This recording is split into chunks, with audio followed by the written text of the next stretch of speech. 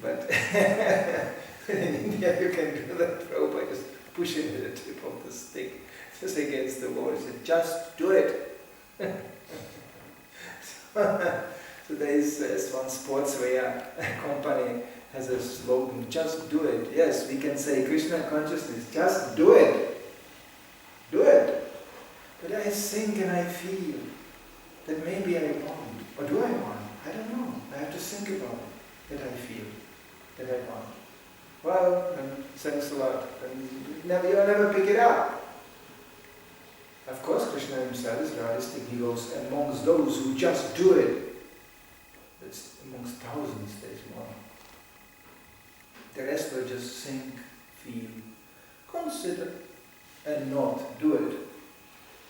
So in essence, Prabhupada defines Kanishta Adhikari as almost not a devotee, because he will almost not do it.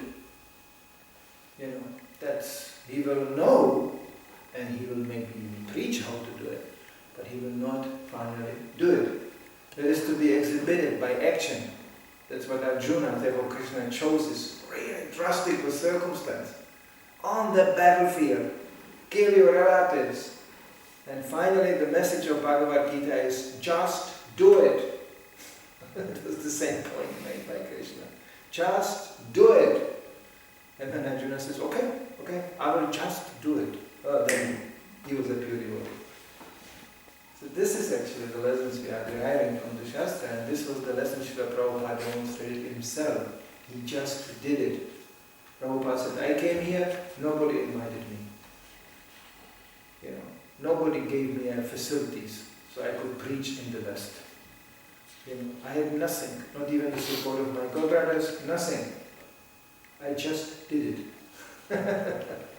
Prabhupada said, I'm a karate man. I know the weak spots of the people. I push.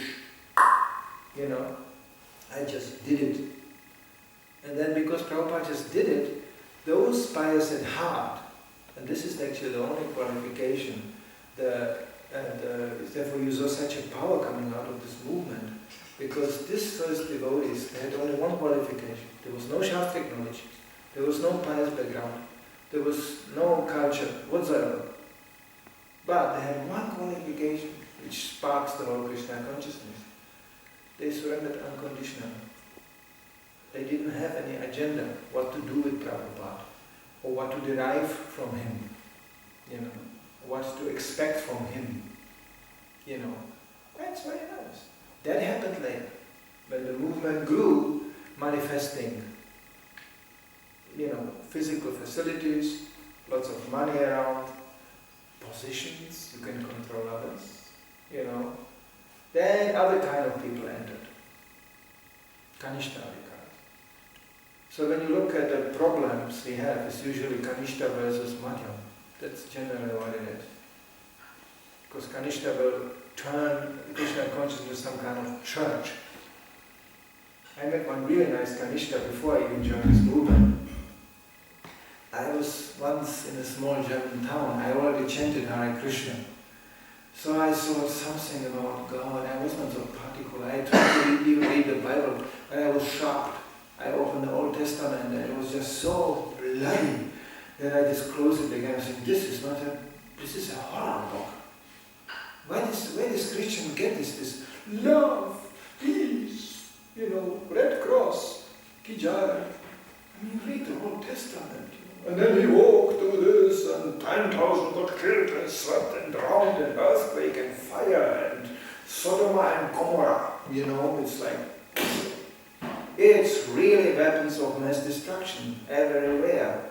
It was so bloody. I was thinking, that would be too much. I was too much of a sentimentalist to read this. But I chanted. I like chanting all the time, chanted. And I found I was in a busy street, there was a church. So I went into the church, it was completely empty. And it was cooling, it was in the summer.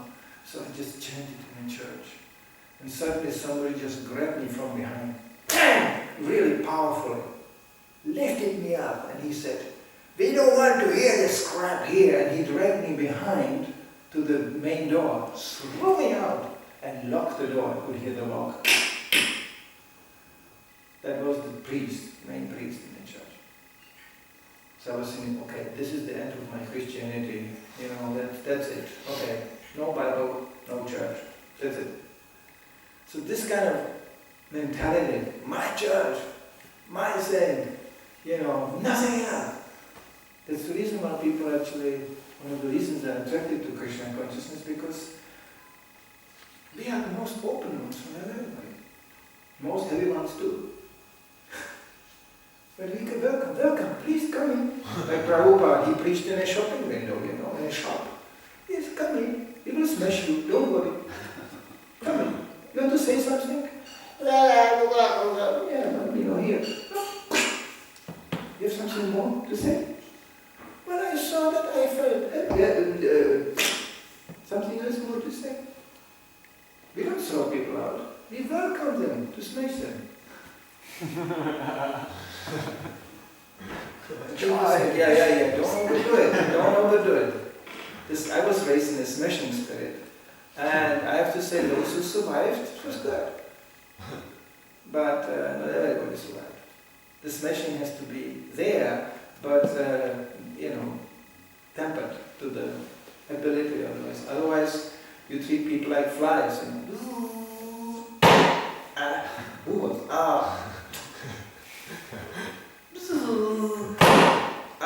Another one. I was treated like this. Somehow I had a pretty hard consistency, so besides being smacked like a fly many times, I had a bhakta leader. He loved to visit every evening hippie communities while we traveled on Sankirtan, and it was very demanding for a bhakta. Every evening you enter really those days there were many hippie communities where have the similar displays that I'm so allergic to girls which are dressed in this flying transparent things and they dance. I don't know Gandhita. But and to this kind of hippie, batik, far out. Because I was raised like a bhakta, traveling in these communities. And it was preaching, there was a devotees generated from that. But for a new devotee, it's very demanding. After holy Sankirtan, you end up sleeping next to some guy who just smokes hashish, So, this was like this. But my Sankirtan leader was very determined. And the programs were completely hilarious, we distributed the whole day. Then we went to such a flat, or sometimes a whole little farm. And then we cooked something for them. So it was the whole thing. I had to cut the vegetable until 10:30 at night, Then the cooking started around midnight, And then there was a big feast until 3 in the morning, and then next day I was supposed to go on Sankirtan. So it was a very demanding program. And I got nervous, and it actually brought me to the point of complete despair. So I never tried not to follow the authorities, which saved me also many times. But I was just at the end, I couldn't. So Bhakta leader realizing I'm becoming really obstinate to his instruction. I didn't argue, I just couldn't work anymore. So he just grabbed me while I cut the cabbage. And he cut the potato, and he grabbed me, and he put me on a wall with a knife on my throat. He said, "You will cut that cabbage now." I was like, with the knife. Yes! Haribo! That was my bhakta program. But it was nice, actually. 2 weeks later, he disappeared. But not unwillingly. The police collected him on the street, finding out, checking his ID card, that he was still searched by the Interpol for some old drug story. And he ended up being 1 year in jail. He just disappeared from one day, and we were coming to the car in the evening, he wasn't there. So we called the temple, and the temple found out he's already in jail. And after 1 year he came out of the jail, he was wonderful. The first thing he said was, and he became very nice to devotees. No more knives on his roads, nothing. So jail can be sometimes very useful. And that's the meaning of Yamaraj. Yamaraj is not a sadist. He's just doing his job. It's necessary to be first of all, receiving that amount of pain, and second of all, being removed from those who actually be disturbed, so they can peacefully progress in spiritual life. This is the whole function. Kurukshetra was necessary for one purpose, to remove those who were actually described, they were like burden on the planet Earth. They were actually they were standing in the way of those who actually wanted to make spiritual progress. Because Prabhupada said the greatest violence is not killing, the greatest violence is to actually obstruct somebody in spiritual life. But there are some questions or comments.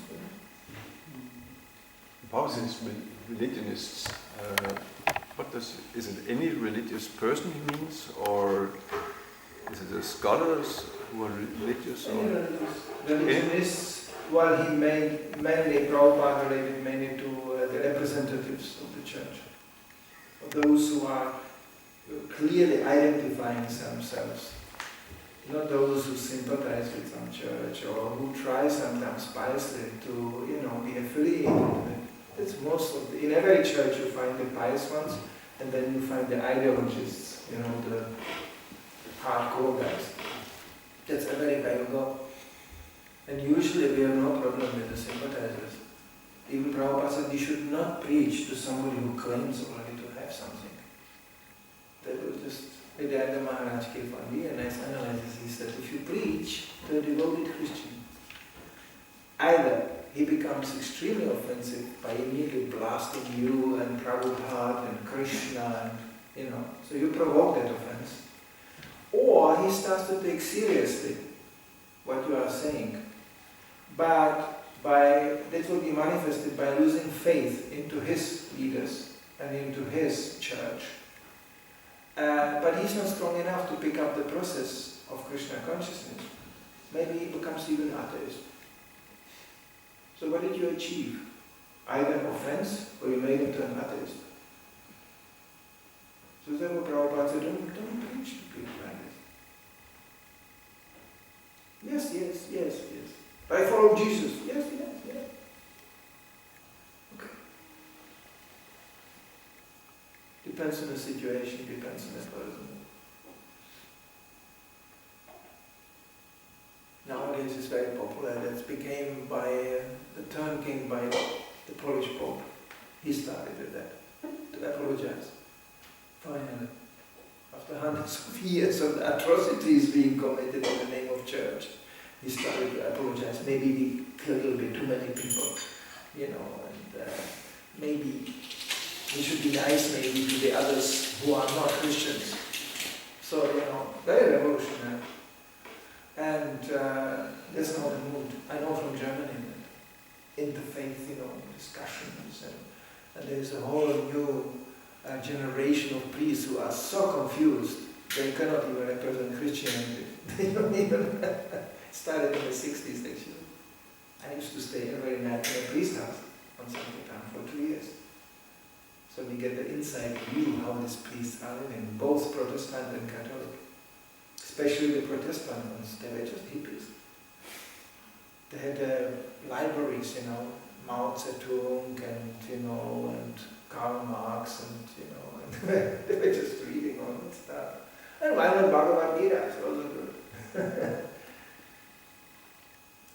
So this liberal attitude, it's ultimately also culminating in Mayavada, because this is what they're saying. They will not change. They will just be, you're fine, I'm fine, we're all fine. But actually, at least they stop being offensive. They kind of go, yeah, Hare Krishna, it's fine. That's already something. That's a positive change. But we should not waste our time just to try to convince somebody, no, you are not a Christian anymore. Jesus is not followed. They go, how do you know not followed? Well, you don't follow the Bible. That's what Prabhupada's ultimate argument was like that. They go, what do you mean? I'm reading Bible every day. Do you know the Bible? Well, actually we don't. Much. So Prabhupada said, don't drag yourself to discuss on the level of their scripture. Ask them simply one question. Prabhupada is usually genius. They summarize the whole thing in one sentence. He said, ask one question. What is your conclusion? What are you aiming for? What is the goal? And you will find most of them, they don't know. Goal? Goal. It's like Yoko Ono said, we are just meditating. Prabhupada said, about what? Well, we are just meditating. There's no goal. And then they say, oh, my goal is to go back to heaven. And you can start. Okay, and you know what the heaven is. You know how the heaven looks like. You must know. Because that's your goal. Then only they're lost. They don't know what happened. And up. They always go, in religious sects, they always go, up.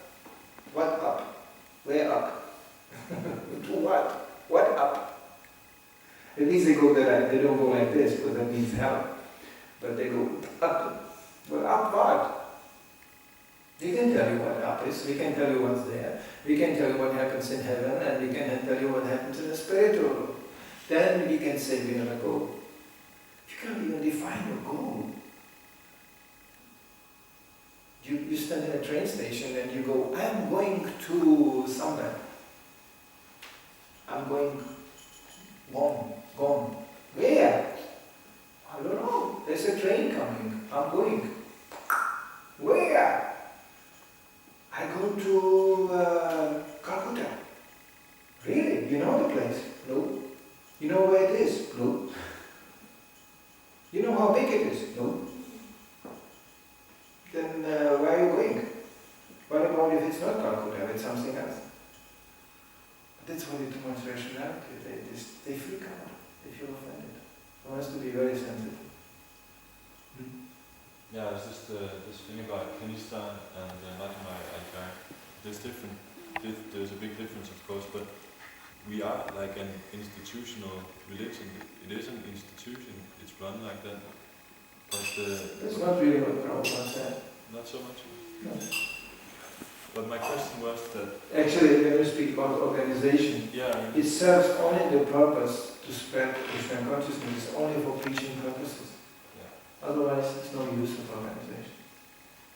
But it's like because the Kanishta mentality is that you want to get something and you want to... they separate the organization from the purpose. Yeah, exactly. Yes. So how to avoid that? Because that's... Same thing like we separate the ritual from its meaning. They cannot connect it.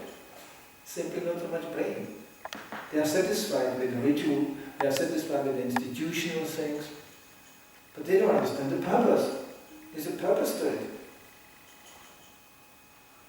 Therefore Prabhupada was challenging sometimes and so revolutionary because he related to the purpose. What is the meaning? Why we are doing that? That's called pragmatic in a true sense, in a real sense, practical. But Manidhara, he wants to avoid all these things maybe, like because he has a broader vision, and the Kanishta maybe he just wants to go and... Yeah, then there will be a problem. How? So, yeah, exactly. It can so easily become a problem. Yeah, because Kanishta Adhikari, the first thing is, Kanishta Adhikari is that actually he doesn't understand his position. So he will consider himself to be on a level he is not. And that's all their problem. Like very easily he will assume that he is Uttama Adhikari. That's the first symptom of Kanishta Adhikari, is that he's thinking he's Uttama Adhikari. Whereby a Madhyama Adhikari will be considering, okay, that's the Shastra, that much I know, that's my position, and he will discriminate. This is actually, and he will, Krishna in a heart will automatically, instinctively guide him to the person where he can hear from. Oh, this is practical. Yeah, I should hear from him. And this is just talking, man. I should hear from this. So Prabhupada wants us to be on the Madhyama Adhikari. It's not the Kanishta Adhikari movement. It's not. You can facilitate, you can help like that. But the mood Prabhupada said is a Madhyama Adhikari mood. And he demanded that from the beginning. Just straight out. First devotees. joining, he put them into the Madhyamadikari regime. You discriminate. Demons, innocent devotees.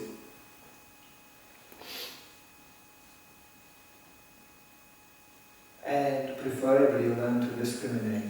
Who you should hear from, who you should make friendship, and who you should advise. If you would get this, then all this social friction things that this we have be so easily eliminated. But it takes time.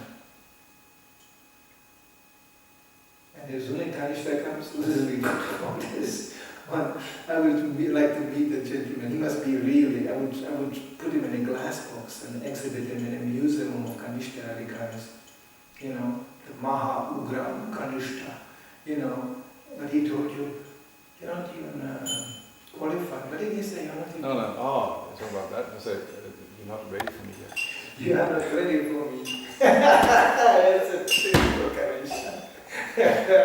This is from the Kanishta Sutra. I mean, when you hear that, I mean, it can't say anything. You just, it's so stupid. You're not even prepared to reply to it. It's genius. You cannot get more stupid as this. This is like, well, you may meet it also in your life. People who just look at you like, and you try, Prabhu, please, but you know, there's this problem here. Look, you know, and there's. I'm going to tell you. You're not even ready for me to have an exchange.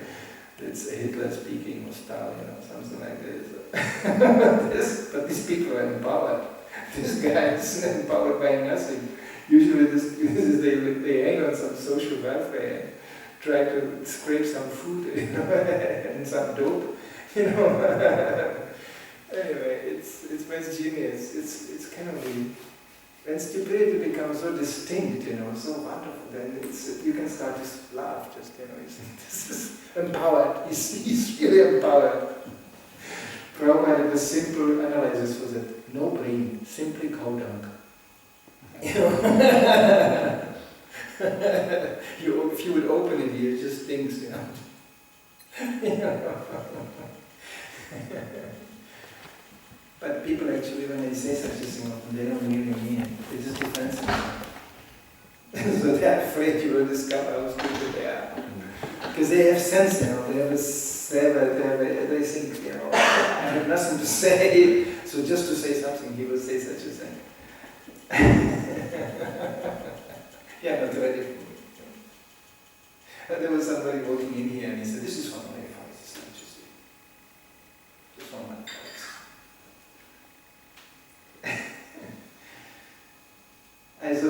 Also really, Maya has a standard treatment for such a fellows. She sends them some Maha Ugra Maya Devi, you know, and then they will just go, oh, goodness, oh. And they get completely smacked over by some female. They are qualified for them, yeah, they qualify themselves. In females, they know this, how to listen very attentively. You know, they just listen to gain the ground. You know, it's just like, oh, yeah, can you preach to me? Oh, just, you know, and then they just go into the heart and populate the areas, you know.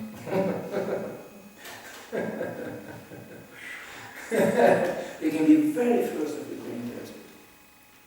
You know, very good listeners. Yes. Oh.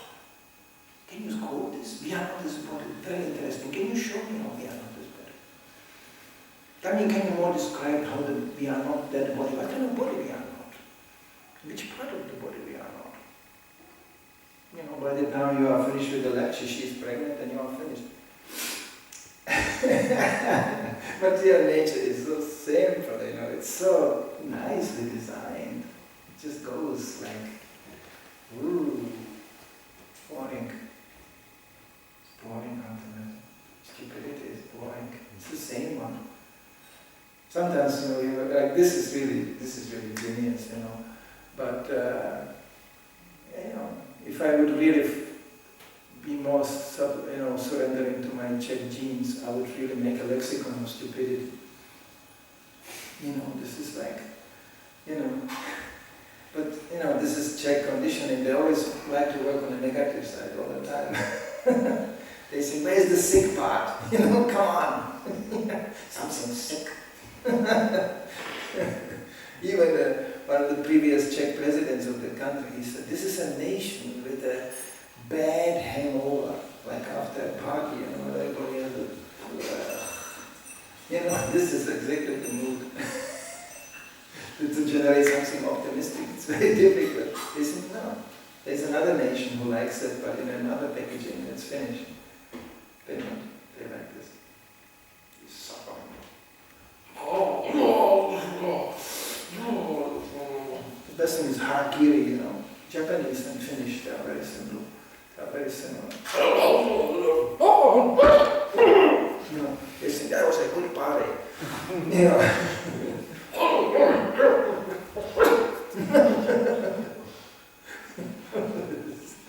have this taste for distraction. Heroic, pathetic.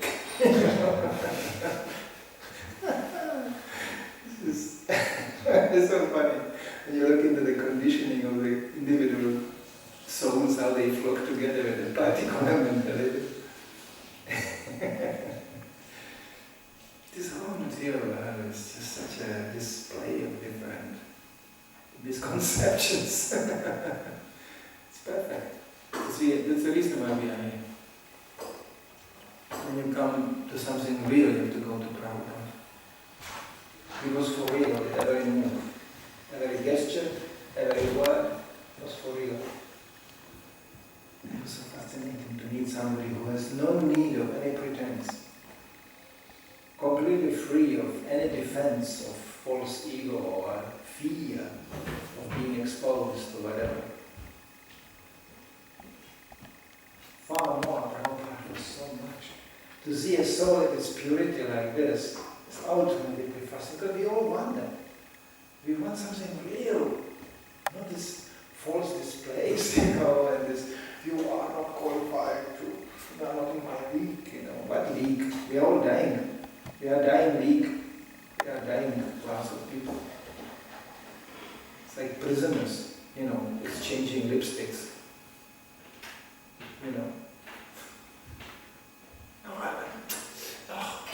So what do you mean? You're sitting in jail. You will be executed tomorrow. It's so pathetic.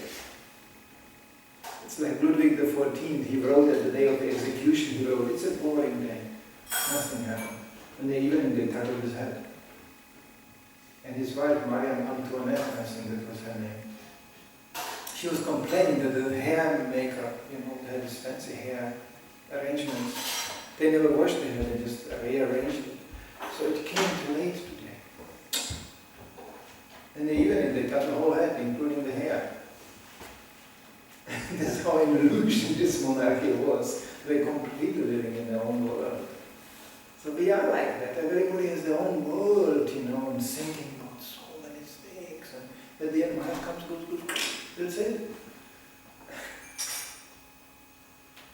So when you just get real, concerned with the real things, this was Prabhupada. Always pointing to the real thing. Hey, this is the business we should do. This is what we should talk about. This is how we should associate each other. About real things. Okay. Srila Prabhupada ki jai.